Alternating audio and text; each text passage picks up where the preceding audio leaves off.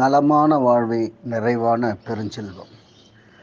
இந்த கீரையை நீங்கள் குழந்தைக்கு இனிமேல் கொடுக்காதீங்க மேடம், கொஞ்ச நாளைக்கு நிறுத்திடுங்க அப்படின்னு ஒரு டாக்டர் சொன்னாருன்னு சொன்னால் உங்களுக்கு எவ்வளவு ஆச்சரியமாக இருக்குது.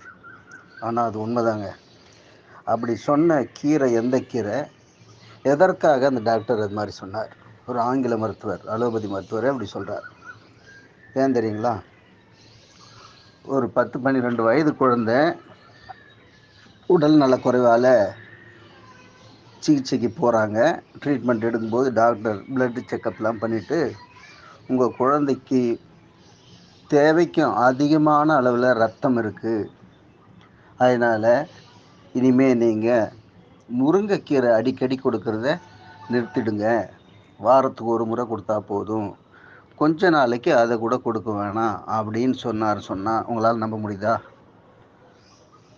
முருங்கைக்கீரை ரொம்ப மலிவான விலையில் கிடைக்குது. பல வீடுகளில் விலை கொடுத்து வாங்குறதே இல்லை, வீட்டிலேயே மரம் இருக்கும்.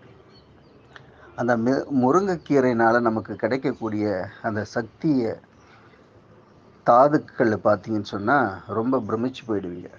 குறிப்பாக கண்களுக்கு ஒளியை மேம்படுத்தக்கூடிய விட்டமின் ஏ சத்து கொட்டி கிடக்குது. இரத்தத்தை ஊற செய்யக்கூடிய ஆற்றல் அந்த கீரைக்கு இருக்குது.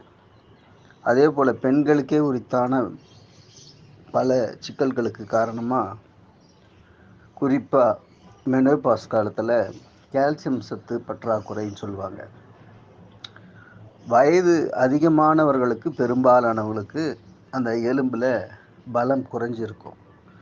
அவர்களும் இந்த முருங்கைக்கீரையை அடிக்கடி சாப்பிட்டு வந்தாங்கன்னா, இந்த சுண்ணாம்பு சத்து பற்றாக்குறை என்பதோ எலும்பு பலமின்மை என்பதோ காலத்துக்கும் அவங்கள தொந்தரவு செய்யவே செய்யாது.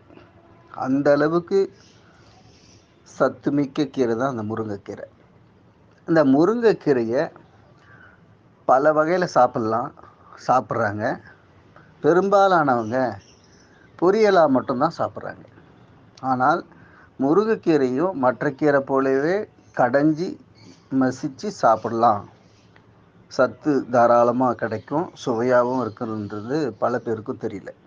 அதை நம்ம எல்லாருமே அதை கை கொள்ளணும். மற்ற சிறுகீரை, முளைக்கீரை போன்ற கீரைகள் போல், பருப்பு கீரை போல் இந்த முருங்கைக்கீரையும் கடைஞ்சி சாப்பிட்லாம். ரொம்ப சுவையாக இருக்கும், நல்லாயிருக்கும். பருப்பு நிறைய போட்டு சாப்பிட்லாம்.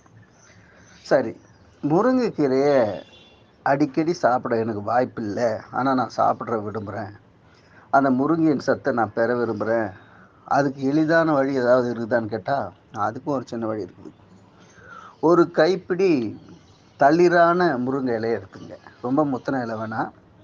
ஒரு கைப்பிடி எடுத்துக்கிட்டு ஒரு சின்ன துண்டு, ஒரு 5 கிராம் அளவுக்குன்னு வச்சுங்களேன், 5 கிராம் 7 கிராம் இடையில ஒரு சின்ன அளவில் இஞ்சி எடுத்துக்கங்க. அந்த தோலை நீக்கிட்டு இந்த முருங்கைக்கீரையோட ஒரு டம்ளர் தண்ணீர் போட்டு இது ரெண்டுத்தையும் மிக்சியில் போட்டு நல்லா ஒரு 2-3 முறை அடிச்சிங்கன்னு சொன்னால் அந்த சாரெல்லாம் அந்த தண்ணியில் வந்துடும். அந்த தண்ணியை வடிகட்டி எடுத்துக்கங்க. அது கூட ஒரு ஸ்பூன் தேன், நல்ல தேன் கலந்துட்டு இதை வாரத்துக்கு ஒரு நாள் விட்டு ஒரு நாள், வாரத்துக்கு 3 நாள் சாப்பிட்டிங்கன்னா போதும். இல்லை வாரத்துக்கு 2 முறை சாப்பிட்டாலும் பரவாயில்ல. இந்த முருங்கைச்சாறை குடிச்சிட்டு ஒரு அரை மணி நேரம் 40 நிமிடத்துக்கு பிறகு உணவு சாப்பிடுங்க. வெறும் வயிற்றில் சாப்பிட்டீங்கன்னா தான் பலன் அதிகம். இப்படி நீங்கள் சாப்பிட்டீங்கன்னே வந்தீங்கன்னா தொடர்ந்து முருங்கைக்கீரை கடைஞ்சி சாப்பிட்ற பயனில் என்ன நமக்கு பலன் கிடைக்குமோ அதை விட கூடுதலாகவே கிடைக்கும். உங்களுக்கு செலவும் குறைவு தான். இப்போ மாடி தோட்டம்லாம் வந்துடுச்சு. எங்கள் வீட்டில் மரம் வைக்கிறதுக்கு இடம் இல்லைன்னா சொல்ல முடியாது. நீங்கள் சின்ன சின்ன தொட்டிகளில் கூட முருங்கையை வளர்க்கலாம். அப்போ முருங்கையை பெரிய அளவில் வளர்க்க வாய்ப்பு இல்லாதவங்க இந்த மாதிரி முருங்கை சாறை குடிச்சிடலாம். வாரத்துக்கு 2 நாள் அல்லது 3 நாள், 3 நாளைக்கு ஒரு முறைன்னு வச்சுங்களேன், இல்லை 2 நாளைக்கு ஒரு முறைன்னு வச்சுங்களேன். இது போல் தொடர்ந்து நீங்கள் சாப்பிட்டு பாருங்கள். உங்களோட கண் ஒளி எந்த அளவுக்கு மேம்படுது, உடம்பு எந்த அளவுக்கு பிரிஸ்காக இருக்குது, எவ்வளோ நீங்கள் உற்சாகமாக வேலை செய்கிறீங்க அப்படிங்கிறத நீங்கள் கவனிக்கலாம். சர்க்கரை நோய் சொல்லக்கூடிய இந்த நீரிழிவு நோய் உள்ளவங்களுக்கும் இது நல்ல ஒரு உற்சாகத்தையும் தெம்பையும் தரும். இந்த நல்ல தகவல் உலகெல்லாம் பரவணும்னு நினச்சிங்கன்னா நீங்கள் ஷேர் பண்ணுங்கள் எங்களோட சேனலை. அன்புடன் காஞ்சி முகிலன்.